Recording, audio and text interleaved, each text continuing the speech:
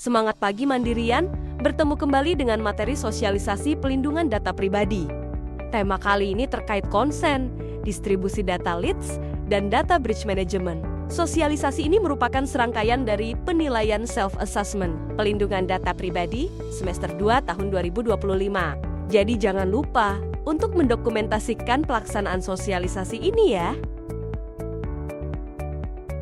Mandirian, data pribadi merupakan aset digital paling rentan di era saat ini. Kelalaian dalam mengelola dan memproses data pribadi tidak hanya melanggar hukum, tapi juga menimbulkan risiko serius bagi reputasi dan keberlangsungan bisnis. Apabila kita gagal melindungi data pribadi, terdapat potensi risiko yang akan terjadi, mulai dari potensi denda hingga 6 miliar dan hukuman penjara hingga 6 tahun. Denda administratif maksimal 2% pendapatan tahunan terhadap variabel pelanggaran hingga pembubaran korporasi. Wah, gak main-main ya Mandirian. Mandirian, pelindungan data pribadi sudah diatur secara resmi di Indonesia pada Undang-Undang Nomor 27 Tahun 2022 tentang pelindungan data pribadi. Nah, di Bank Mandiri, kita juga sudah memiliki ketentuan internal yang menjadi panduan pelaksanaan, yaitu standar prosedur pelindungan data pribadi dan petunjuk teknis operasional pelindungan data pribadi. Untuk memitigasi potensi risiko dalam penerapan PDP, Bank Mandiri telah menyusun framework dengan visi Responsible and Trustworthy Data Protection. Framework ini bertujuan untuk meningkatkan kepercayaan nasabah, memperkuat mitigasi risiko, serta memastikan kepatuhan terhadap regulasi yang berlaku.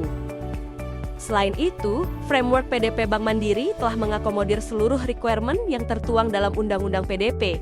Adapun framework ini terdiri dari 4 pilar, yaitu Assess, Protect, Sustain, dan Respond. Mandirian, dalam menjalankan aktivitas pekerjaan sehari-hari, kita sering berinteraksi dengan data pribadi, baik milik nasabah, pegawai, maupun pihak lain.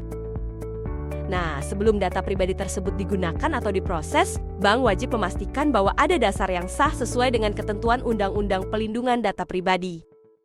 Terdapat 6 dasar pemrosesan data pribadi, yaitu persetujuan atau konsen, perjanjian, pemenuhan kewajiban hukum, kepentingan vital, pelayanan publik, dan kepentingan sah lainnya. Dari ke-6 dasar tersebut, pada sosialisasi kali ini, kita akan fokus membahas konsen atau persetujuan. Iya Mbak, saya setuju Bank Mandiri menghubungi saya untuk penawaran produk ya. Mandirian, kalimat sederhana seperti ini ternyata sangat penting, karena inilah yang disebut dengan konsen atau persetujuan nasabah. Konsen menjadi dasar utama bagi bank untuk dapat mengolah data pribadi nasabah secara sah dan transparan. Melalui konsen ini, bank dapat menghubungi nasabah guna meningkatkan layanan sesuai dengan preferensi yang mereka berikan. Dalam hal penggunaan konsen sebagai dasar pemrosesan data pribadi, ada syarat-syarat yang harus diperhatikan. Pertama, persetujuan harus eksplisit, artinya nasabah harus benar-benar menyatakan setuju secara sadar. Contohnya, nasabah yang menyatakan setuju melalui telepon atau nasabah memberikan tanda tangan di formulir konsen. Kedua, tujuannya harus jelas, misalnya untuk penawaran produk atau pengelolaan layanan. Jadi bukan sekedar boleh digunakan tanpa batasan yang jelas. Lalu, sebelum meminta persetujuan nasabah, kita harus menginformasikan mandatory information atau kebijakan privasi kepada nasabah. Dan terakhir, semua konsen harus tercatat atau terekam, agar bank bisa membuktikan kalau persetujuan atau konsen itu benar-benar ada dan valid. Mandirian, kesalahpahaman yang sering terjadi adalah bahwa semua pemrosesan data pribadi wajib menggunakan konsen. Nyatanya tidak semua pemrosesan data pribadi membutuhkan konsen, tapi untuk direct marketing, konsen merupakan kewajiban. Di Bank Mandiri, penerapan konsen sudah dilakukan secara sistematis untuk semua pihak yang terlibat, mulai dari nasabah, pegawai, hingga rekanan. Nah, khusus untuk konsen nasabah individu, nasabah diberikan kebebasan untuk memilih bagaimana mereka ingin dihubungi oleh pihak bank terkait penawaran produk, apakah melalui telepon, SMS, aplikasi chat, atau email.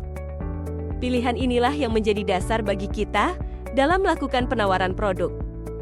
Dan yang paling penting untuk diperhatikan adalah sebelum melakukan penawaran atau pemasaran produk, kita wajib memastikan bahwa penawaran yang dilakukan telah sesuai dengan konsen terkini yang diberikan oleh nasabah.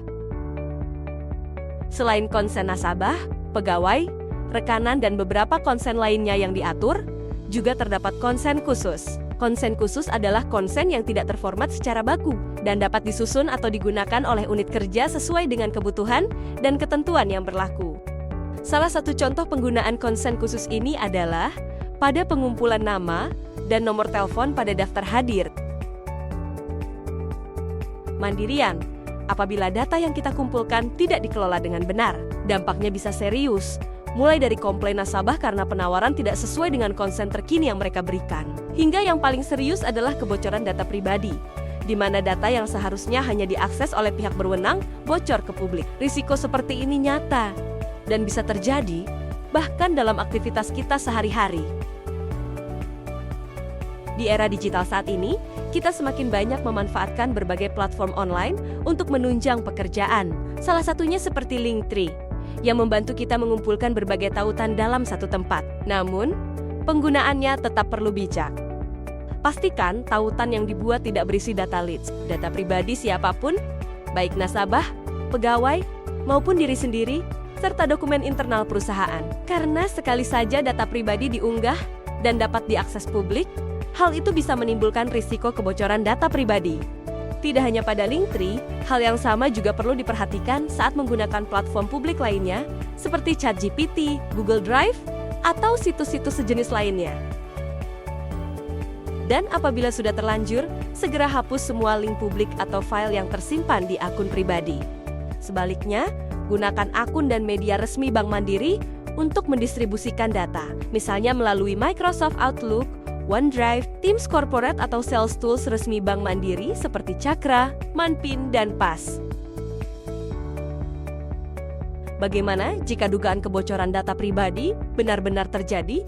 Yuk kita simak bersama. Langkah pertama, segera laporkan melalui PDP Helpdesk Bank Mandiri yang ada di Data Protection and Fraud Risk atau DFR Group. Ingat Mandirian, jangan menunda pelaporan, idealnya sesegera mungkin setelah mengetahui insiden. Selanjutnya, laporan yang diterima oleh DFR akan dikoordinasikan dengan tim terkait lainnya untuk memastikan akar masalah dan langkah mitigasi yang perlu dilakukan.